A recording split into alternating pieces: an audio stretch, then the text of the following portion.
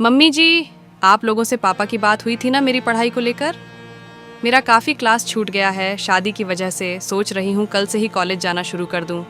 परीक्षा भी जल्द ही होनी है, नव्या ने अपनी सास प्रभा जी से कहा। हाँ, बात तो हुई थी तुम्हारी पढ़ाई की, पर इस बात पर सोचने के लिए हमें भी थोड़ा समय चाहिए। और 1.25 महीने तक तो तुम कहीं जा भी नहीं सकती।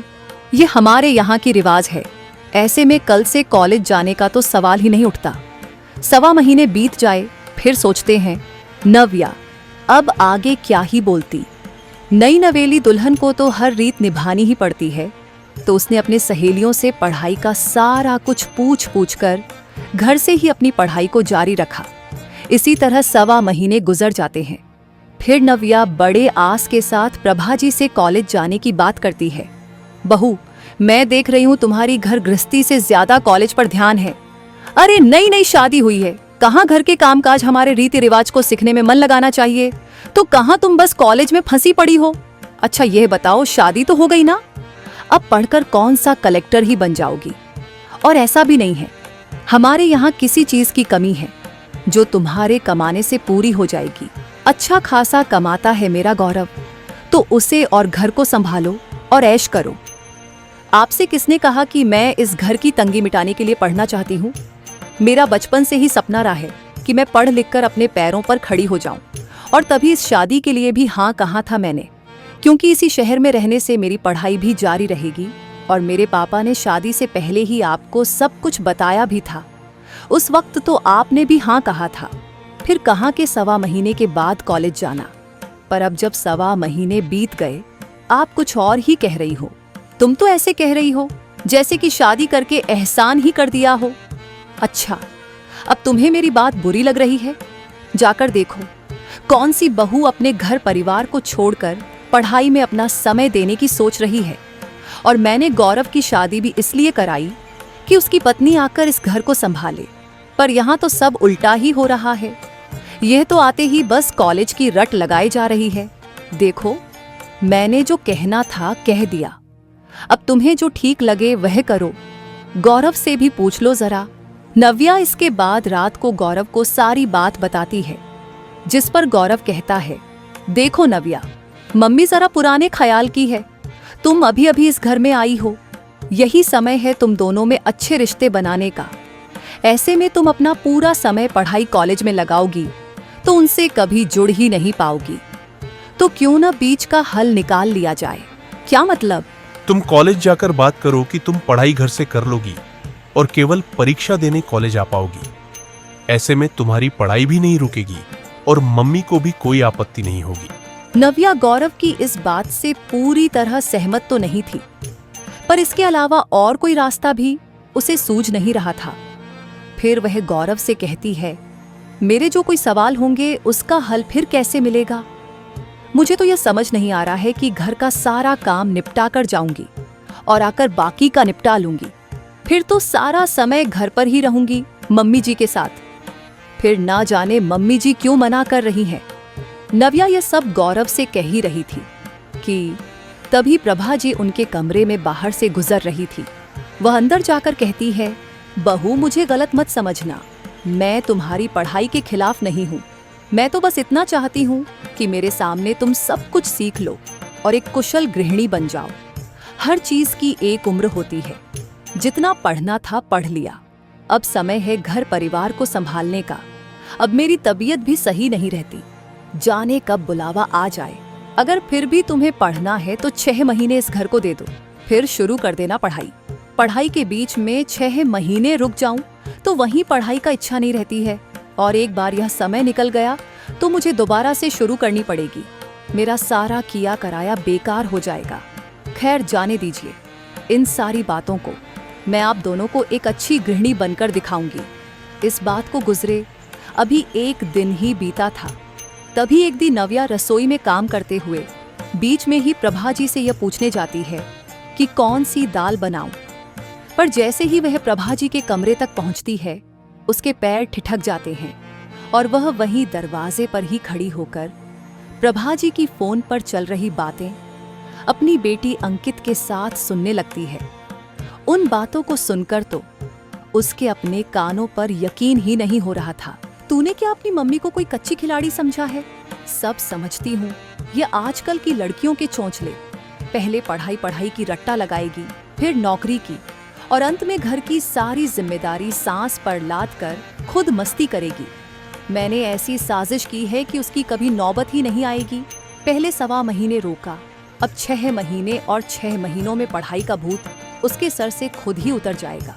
और तेरी भी तो इच्छा थी कि जब तू मायके आए छुट्टियां मनाने, तेरी सेवा के लिए तेरी भाभी हो।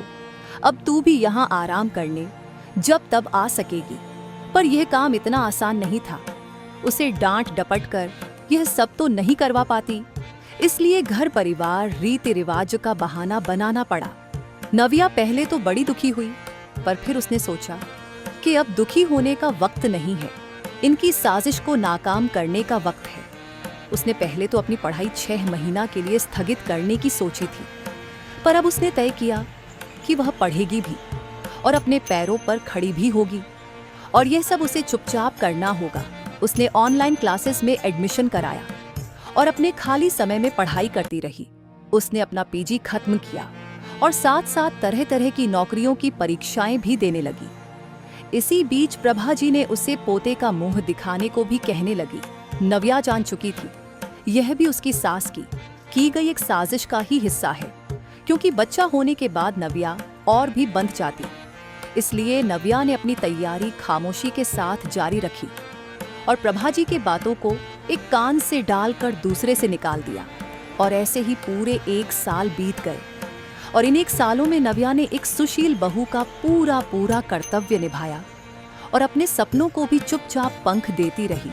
फिर एक दिन सुबह नव्या जाकर प्रभा जी के पैर छूकर आशीर्वाद लेती है, तो प्रभा जी खुश होकर कहती है, क्या बात है बहू, जिस खबर को मैं कब से सुनने को तरस रही थी वही खबर देने आई हो क्या? नव्या, हाँ मम्मी जी, ऐसी ही कोई खबर समझ लीजिए, मतलब मैं दादी बनने वाली हूँ। हे भगवान, आपने मेरी सुन ली। अब मैं आपके दर्शन करने आऊंगी नंगे पैर। तब तक गौरव भी वहाँ आ जाता है।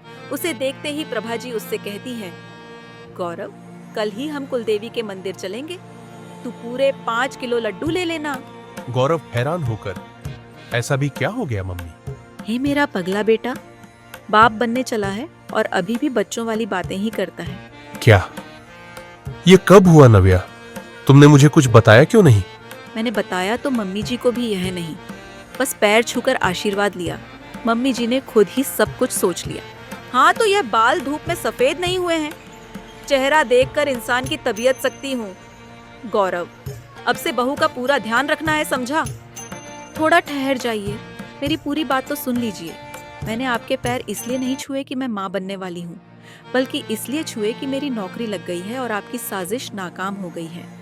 ये क्या बोले जा रही हो तुम नव्या? मम्मी है वो मेरी, और कौन सी साजिश की बात कर रही हो तुम? यह आप मम्मी जी से ही पूछ लीजिए कि अंकिता दीदी के साथ मिलकर कौन सी साजिश रची थी इन्होंने। अगर आपने सच में ईमानदारी से जो बात मेरे सामने की थी वही सोचती, तो शायद सच में मैं अपने सपनों को कुर्बान भी कर देती।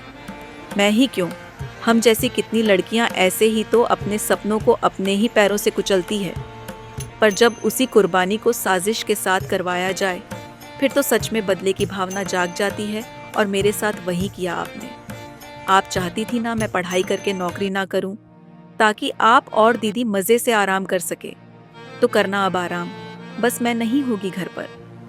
मम्मी, ये सब क्या कह रही है नव्या? साजिश परिवार में होता है क्या? और मैं इसे ही समझाता रहा कि मम्मी से जुड़ने की कोशिश करो, पर यहां दूरियों का बीजारोपण तो आपने पहले ही कर दिया। लो मम्मी, अब ये जिंदगी भर की दूरियां मुबारक हो।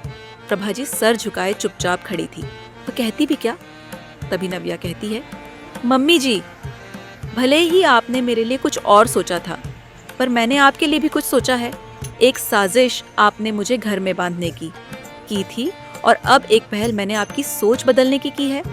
मम्मी जी, जरूरी नहीं कि बहू अगर पढ़ लिख कर कुछ करना चाह रही है तो अपनी गृहस्थी को अनदेखा कर देगी, बल्कि अगर उसे अपने परिवार का साथ मिले तो वह दोनों को संभाल कर मुसीबत में परिवार का ही ढाल बनकर खड़ी होगी।